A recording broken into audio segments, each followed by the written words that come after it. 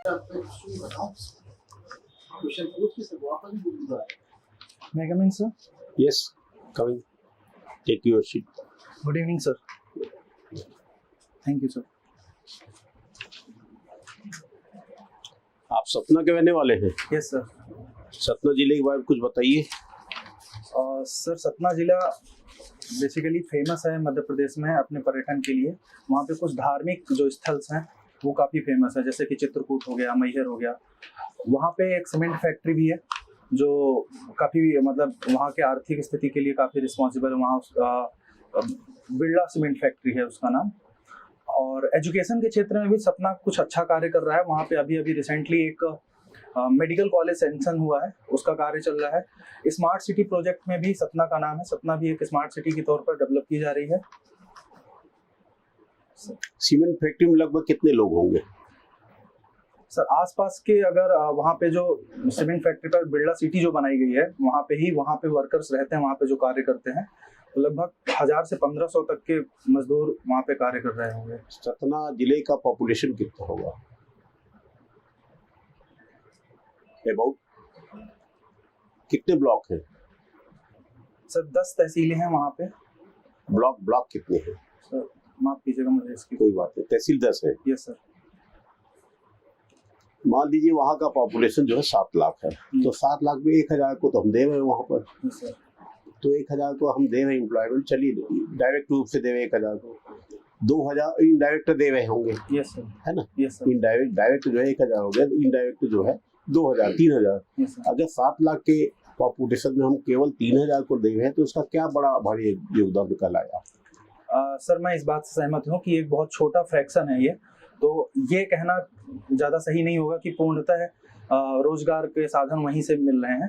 पर सर जैसे कि उस आसपास के एरिया जैसे कटनी हो गया, मैहर हो गया, और जो सतना है, मैहर में भी सीमेंट फैक्ट्री, मैहर भी सतना के अंतर्गत आता है।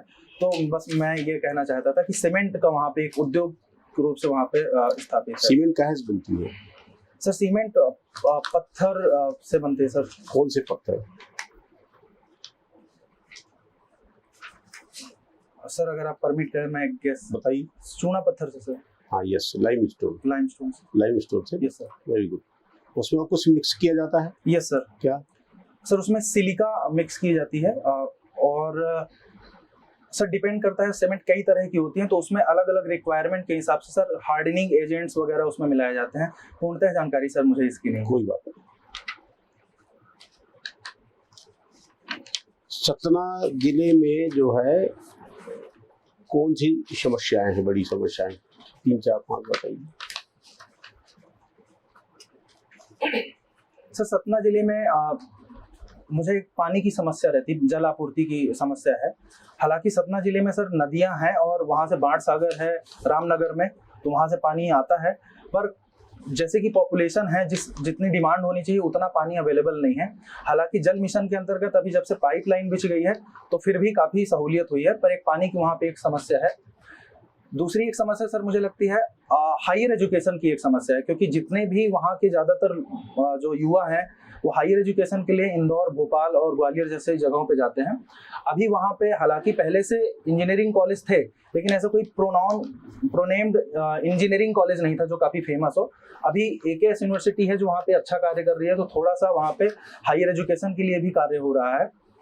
सर जो वहाँ पे विकास कार्य है मुझे ऐसा लगता है थोड़ा सा वो स्लो चल रहा है, क्योंकि स्मार्ट सिटी प्रोजेक्ट के अंतर्गत वहाँ पे एक ओवरब्रिज बनाने की बात हुई थी, वो लगभग 3 साल में कंप्लीट हुआ। तो कहना चाहिए कि जो इंफ्रास्ट्रक्चर की ओर हम लोग देख रहे हैं, पर अभी जिस लेवल का इंफ्रास्ट्रक्चर होना चाहिए वो नहीं है। हॉस्पिटल एक ही है, बिरला हॉस्पिटल के नाम से जाना जाता है। अगर वहाँ पे वो मतलब अगर वहाँ से बाहर होते हैं तो फिर आपको रीवा या जबलपुर देखना पड़ता है, तो कहीं ना कहीं स्वास्थ्य की भी उच्च गुणवत्ता वाली सुविधा बन रहा है ना। Yes sir. आपने कहा बाणसागर डैम रामनगर में? सर वो उसका एक्सटेंशन वहां तक है, मतलब बाणसागर डैम का। बाणसागर डैम कहाँ पे? सीधी में सर। बाणसागर डैम सीधी में? सॉरी सर मुझे रिकॉल नहीं कर पा रहा हूँ। ये आपने ग्वालियर से किया है बी? Yes sir. विद्युत अभियांत्रिकी यस सर। में मध्य प्रदेश सरकार में कहाँ कहाँ आपको नौकरी मिल सकती है? सर मध्य प्रदेश सरकार में विद्युत अभियांत्रिकी में जॉब्स हैं जो मध्य प्रदेश सरकार की विद्युत कंपनियां हैं सर। एक पावर जनरेटिंग कंपनियां हैं, तो मतलब पावर जनरेशन में मुझे जॉब मिल सकती है जहां पे पावर बनाई जाती है, जो डैम्स वगैरह में विद्युत जनरेशन का कार्य किया जाता है। दूसरा सर एक उसकी ब्रांच कह सकते हैं जो आवंटन देखती है, विद्युत आवंटन देखता है, जैसे ट्रांसमिशन, तो उसमें मुझे जॉब की अच्छी वहाँ पे संभावनाएं विकसित हो आपका सकती कहना है एमपीईबी? Yes sir. एमपीईबी के अतिरिक्त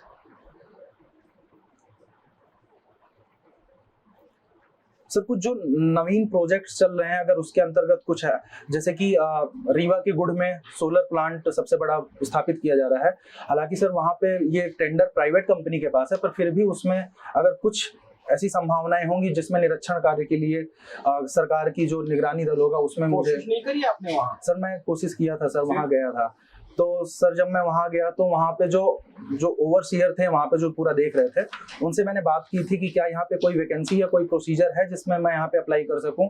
2017 की ही बात है सर, जब मैं ग्रेजुएट हुआ था, तो उन्होंने कहा था कि महाराष्ट्र बेस्ड पुणे बेस्ड एक कोई कंपनी है, उसने टेंडर लिया हुआ है, उनके पूरे एम्प्लॉयज वहीं से आ रहे हैं, तो यहाँ पे हम सिर्फ मजदूर अरेंज करते हैं, लाइक लेबर। मैंने प्रश्न किया मध्य प्रदेश सरकार में कहाँ नौकरी, प्राइवेट में कहाँ नौकरी मिल सकती है? सरकार में, गवर्नमेंट में। नहीं, अभी सर ने ऐसे गवर्नमेंट का पूछ लिया। Yes sir. तो आपने जवाब, प्राइवेट में कहाँ नौकरी मिल सकती है?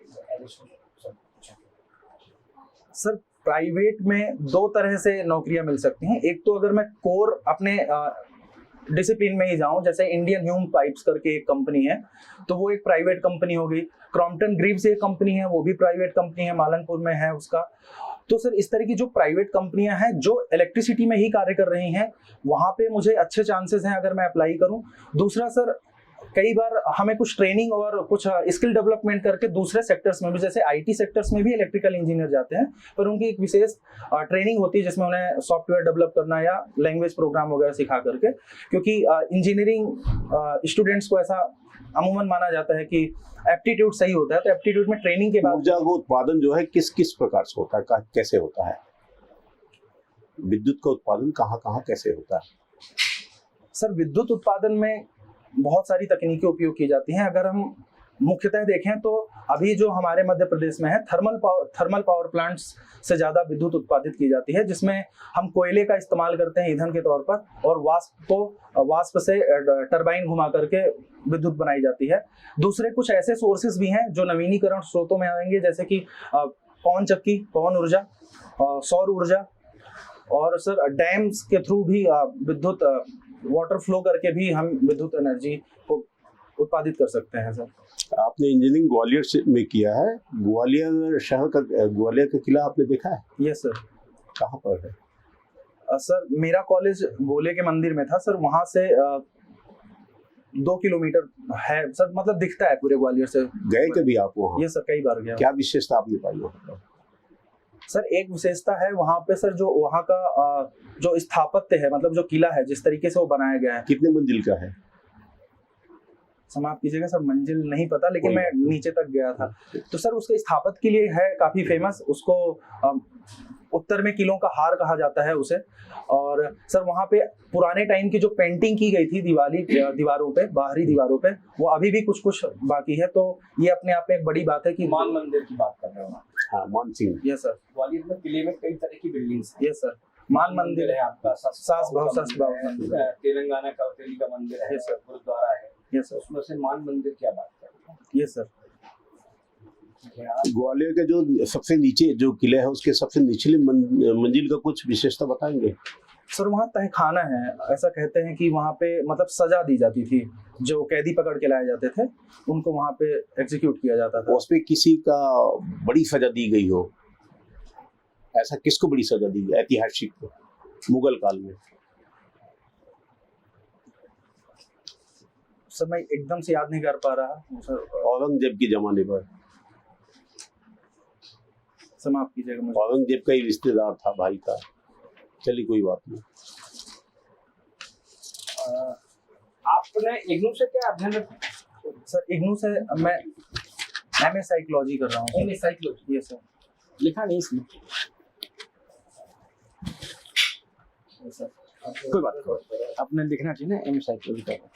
आपको हॉबी है आपकी कविताएं लिखना, यस सर। है ना, कविताएं लिखना। Yes sir. किस तरह की कविताएं लिखते हैं, पढ़ते भी हैं? Yes sir. सर मुझे श्रृंगार रस वाली कविताएं पसंद आती हैं, और वीर रस की कविताएं क्यों नहीं पसंद आती? सर रुझान वाली बात है सर, मुझे उसमें ज्यादा रुझान रस मिलता है। तो लिखते हैं या पढ़ते हैं? सर मैं लिखता भी हूँ और सर पढ़ता भी हूँ। अभी आजकल भारत के कोई अच्छे कवि समकालीन कुछ पढ़े हैं, किन्हीं को आपने? सर अगर मैं साहित्यिक दृष्टि से देखूंगा तो मुझे इसमें ज्यादा इसका ज्ञान थोड़ा सा कमजोर होगा। हाँ सर, मैं जिनको सुनता हूँ उनके बारे में बता सकता हूँ। जैसे मैं कुमार विश्वास को सुनता हूँ सर, कुमार विश्वास को भी सुनता हूँ। अच्छा। और राहत इंदौरी, श्री राहत इंदौरी जी थे जिनका भी देहांत हो गया, उनकी भी काफी कविताएं सुनी हैं। और मुनव्वर राणा हैं, शकील आजमी हैं। तो सर मुझे इनकी थोड़ा सा, जिसमें कविताएं लिखते हैं या वो शायरी लिखते हैं?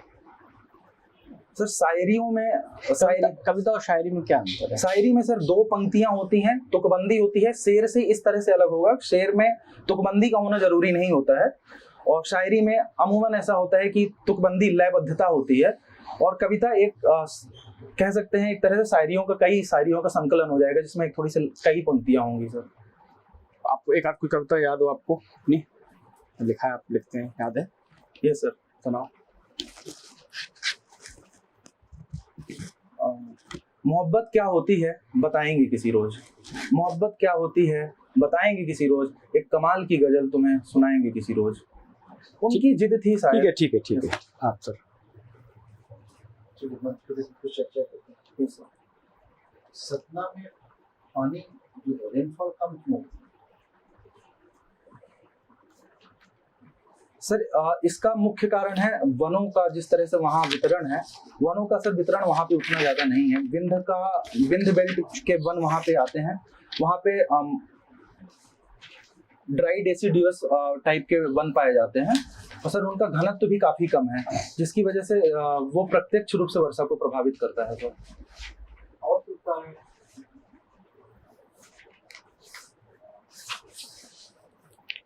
सर एक कारण ये हो सकता है, जैसे यहाँ से हमारा जो दक्षिण पश्चिमी मानसून है, ये जा करके विंध्य की पहाड़ियों में और पहाड़ियों के पीछे साइड वाला जो एरिया है वो सतना और रीवा का पड़ता है, जिसकी वजह से मानसून उतनी गुणवत्ता के साथ वहाँ पे नहीं पहुँच पाता, जिसकी वजह से वहाँ पे वर्षा कम रहती है। जो आप बताए है ना, और क्योंकि ये एक्चुअल कारण है, इसलिए वहाँ पे वन जो है स्कैटर्ड पाए जाते हैं। इसका परिणाम वन वहीं पे स्कैटर्ड पाए जाएंगे जहाँ नेचुरल बारिश कम होगी, अपने आप वन वहाँ पे बिरले हो जाएंगे। वहाँ चूंकि जो कैमूर की श्रेणी है वो थोड़ा सा शिफ्ट हो जाती है, तो ये एक तरह से रेन शैडो एरिया में पड़ जाता है, तो वहाँ पे वर्षा कम होने लगती है। जैसे पन्ना हो गई, छतरपुरा हो गई, यहाँ पे वर्षा कम होती जाती है पूरा। और दतिया और ऊपर आते आते हम लोग मुरैना देखते हैं 70 सेंटीमीटर से कम वर्षा हो जाती है पूरा। ठीक है, दूसरी बात, एरण का नाम सुना है यहाँ पे? ये सर कहाँ पे? सागर। किस नदी किनारे?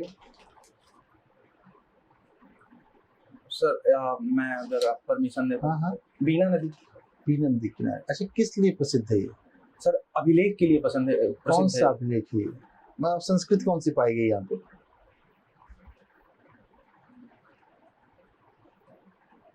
सर इसकी मुझे जानकारी नहीं। वहाँ पे सती प्रथा के प्रमाण मिले थे, इसलिए फेमस है एरण का। ठीक है। दूसरी बात, भारत में जो राजनीतिक व्यवस्था है, इसको अगर एक शब्द में डिफाइन करें तो कौन सी राजनीतिक व्यवस्था को हम लोगों ने अडॉप्ट किया है?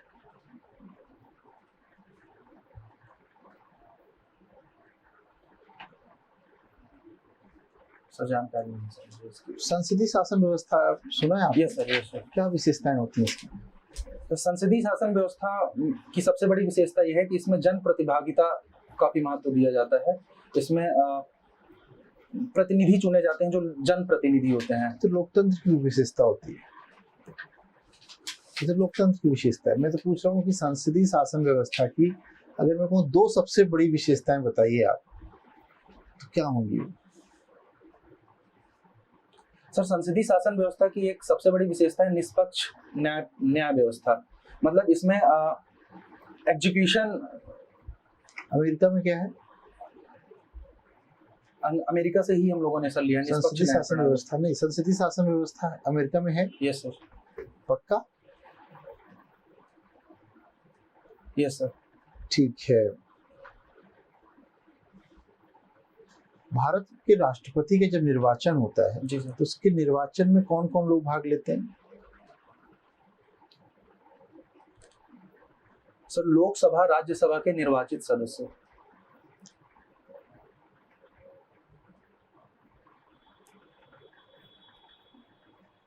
माफ कीजिएगा सर, मैं सर फॉरेस्ट सर्विसेज के लिए तैयार किया था। पढ़ाई नहीं करी तुमने सर मैंने इनका नहीं पढ़ते जीएस में सर इन डेप्थ नॉलेज। अच्छा ठीक है। भारत मध्य प्रदेश में कितने जैव विविधता वाले क्षेत्र हैं?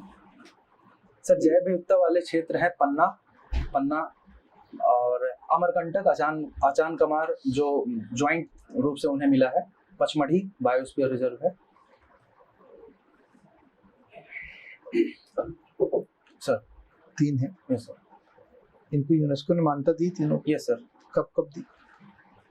सर अभी सबसे लेटेस्ट पन्ना को मिला है सर। सर ईयर मुझे कोई बात नहीं। सतपुड़ा में जो वन पाए जाते हैं, यस सर, किस तरह के वन है वहाँ पे? सर सतपुड़ा में अगर हम देखें तो सतपुड़ा के पूर्वी क्षेत्र में बालाघाट और मंडला छिंदवाड़ा वाले क्षेत्र में मॉइस्ट डेसिडुअस टाइप के वृक्ष पाए जाते हैं, जिसमें मुख्यतः साल, सागौन, नीम, पीपल इस तरह के वृक्ष होंगे। अगर हम उसके पश्चिमी भाग में चले जाएंगे जहां बारिश का स्तर थोड़ा सा कम हो जाएगा, वहां पे मिश्रित वन पाए जाएंगे, जिसमें भी प्रतिशत ज्यादा होगा टीक वनों का, जिसमें मुख्यतः टीक चले आएंगे, जिसमें सर सीहोर, इंदौर और बैतूल, होशंगाबाद। इंदौर में सतपुड़ा है? अगर इंदौर में सतपुड़ा है तो फिर चंबल नदी तो जानापाव से निकलती है। जानापाव विंध्याचल का पार्ट है। सॉरी सर, इंदौर नहीं आना चाहिए। चलिए, सीहोर भी देख लीजिए, नहीं आएगा, है ना? जी सर। चलिए ठीक है, थैंक यू। ये आप वन सेवा के तैयार कर रहे हैं तो पार्ट के संबंध में कुछ बात करें। Yes sir. वन सेवा में आपने किस पद के लिए भरा है, जो भरना चाहते हैं? सर जो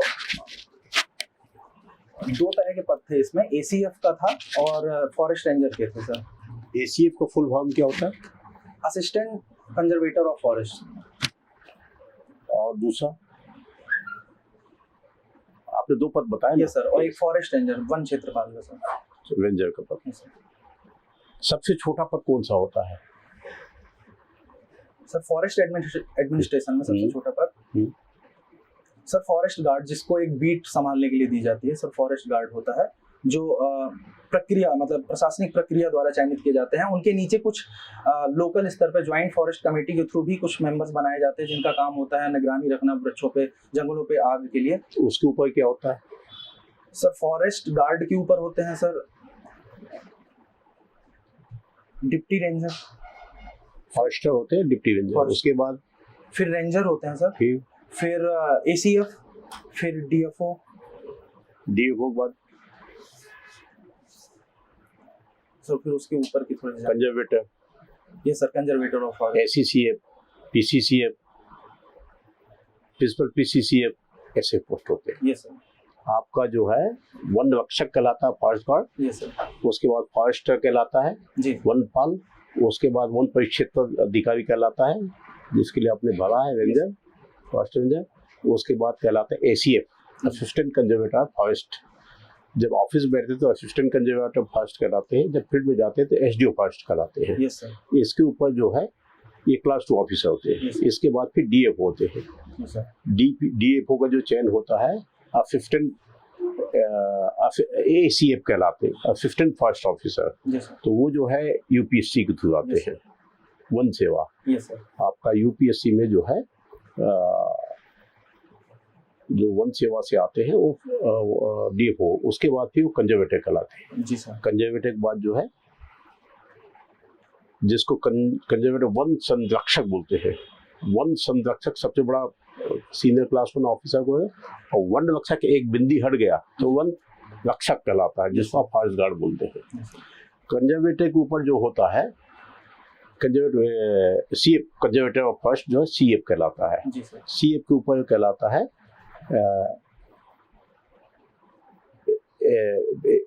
additional conservator of forest, additional chief conservator of forest. उसके बाद principal chief conservator of forest.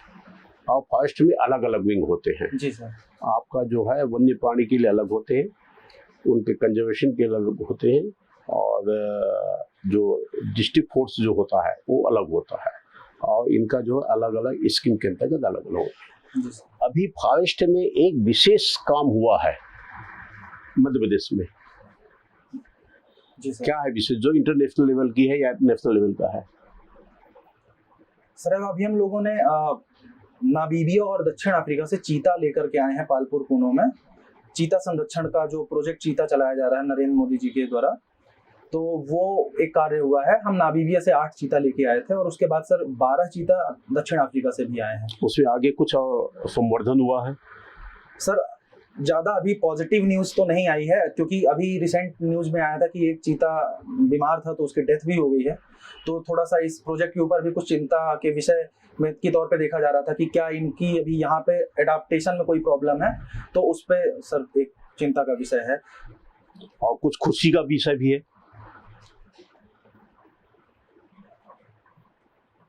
Sir माफ कीजिएगा सर, मुझे इसकी अभी एक मादा चीता ने 4 बच्चे दिए हैं सर, मुझे इसकी जानकारी कूनो में। Yes sir. ठीक, that is the plus point for ourselves. Yes sir. अच्छा, दूसरा ये है वन सेवा का आपको करना, तो इमारती वृक्ष क्या क्या होते हैं? सर इमारती वृक्षों में ऐसे वृक्ष आते हैं जिनकी लकड़ी से कुछ इमारती सामान बनाए जाएं, जैसे कि टेबल, कुर्सी, दरवाजे। कौन कौन से प्रजाति होते हैं, उनके नाम क्या है? साल, सागौन, शीशम, बबूल। बबूल इमारती में आता है?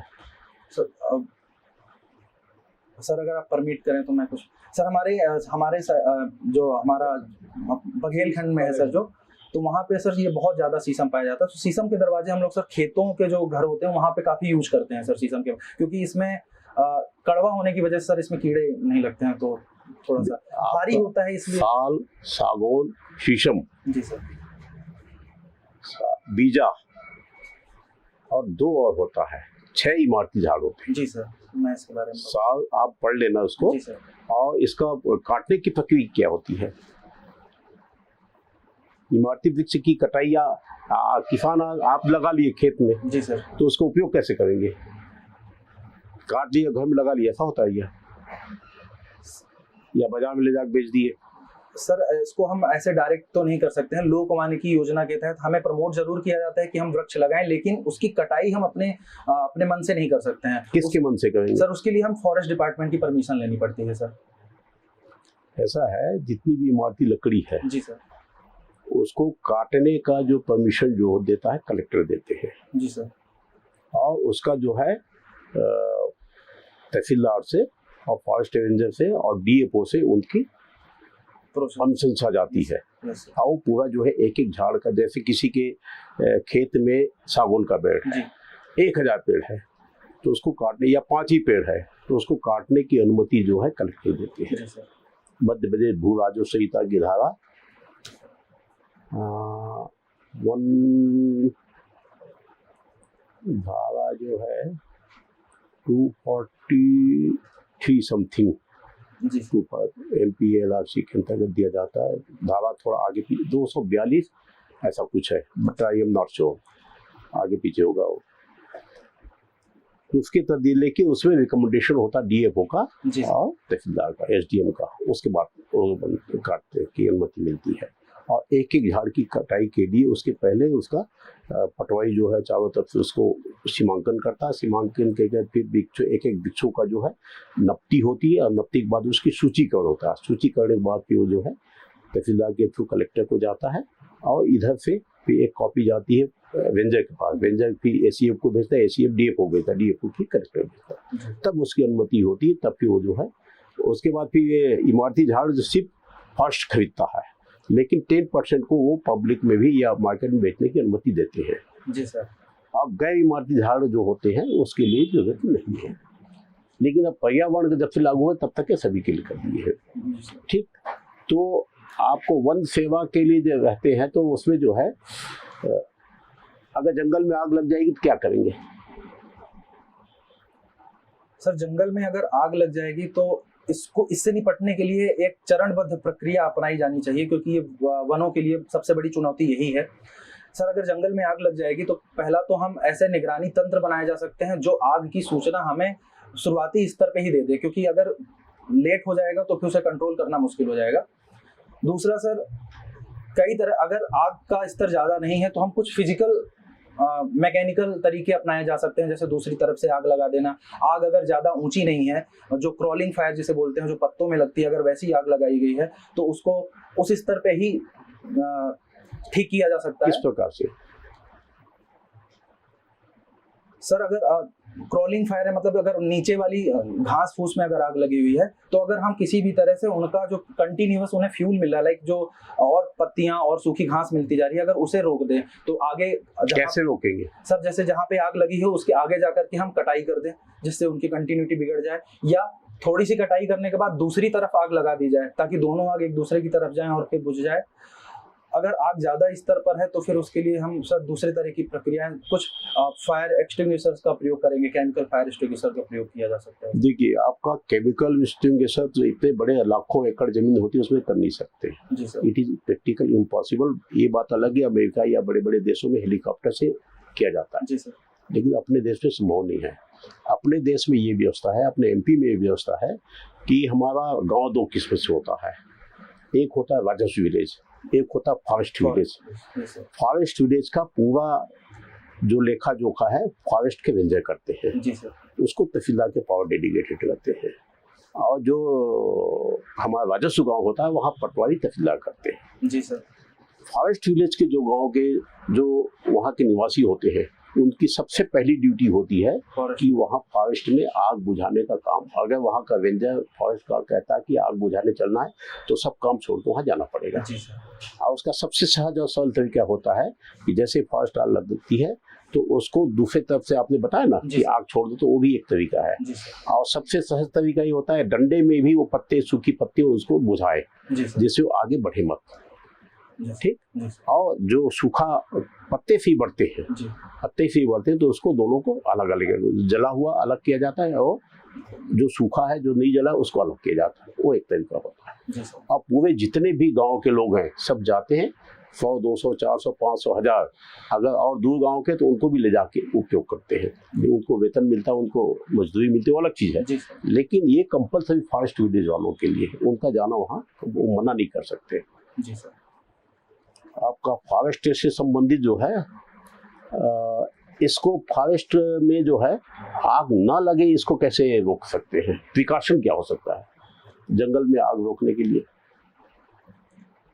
आग कैसे लगती जंगल में? सर मुख्यतः इसके दो कारण हो सकते हैं। एक प्राकृतिक कारण हो सकता है, दूसरा कोई मानवीय कारण हो सकता है।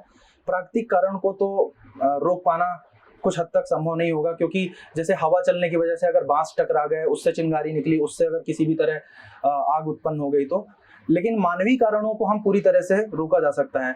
ऐसी गतिविधियां को प्रतिबंधित किया जा सकता है कि वहाँ पे पिकनिक मनाने कुछ लोग जाते हैं या किसी भी तरह से लापरवाही कुछ ऐसे पदार्थों का प्रयोग करते हैं जो जैसे बीड़ी, सिगरेट, इस तरह के पदार्थों को प्रतिबंधित किया जा सकता है। गतिविधियों को प्रतिबंधित करके मानवीय कारण को कंट्रोल किया जा सकता है। कई बार सर तेंदुपत्ता संग्राहक पत्ते, ताकि उन्हें सुबह अच्छे से मिल जाए, तो वो सफाई की दिशा में आग लगाई जाती है, तो उसमें प्रॉपर हमें निगरानी रखनी चाहिए, क्योंकि अगर वो अनकंट्रोल हो गई तो कुछ इस तरह के भी प्रतिबंध लगाए जा सकते हैं सर। ठीक, गुड। उसमें ये होता है कि आग लगने के लिए किसी को बीड़ी और माचिस ये दोनों ले जाने पर जंगल के अंदर प्रतिबंधित रहता है, उसको नहीं ले जा सकते। इसके साथ ही जो है जो व्यक्ति वहाँ जा रहा है उसको पहले दिया जाता है और बीच बीच में ये लगाया जाता है, यहाँ पर बीड़ी पीना मना है, माचिस पीना मना है, या जड़ी हुई अगर बीड़ी पिए तो उसको बुझा के फेंकना चाहिए। जी सर। इस प्रकार से जो है सड़क के किनारे सब दिशा निर्देश दिया जाता है। जंगल के अंदर जो है जंगली प्राणी होते हैं, उनका बचाव कैसे करेंगे, उनको कैसे संरक्षण करेंगे वन प्राणियों को? सर, वन्य प्राणियों का संरक्षण के लिए कई सारे आयामों में हमें सोचने की आवश्यकता है। पहला आयाम ये हो सकता है कि उनका जो अवैध शिकार हो रहा है उसको प्रतिबंधित और उसको अच्छी तरीके से कंट्रोल किया जाए, जिससे कि उनको उनके आवास क्षेत्र में ही घुसकर उनका अवैध शिकार ना हो।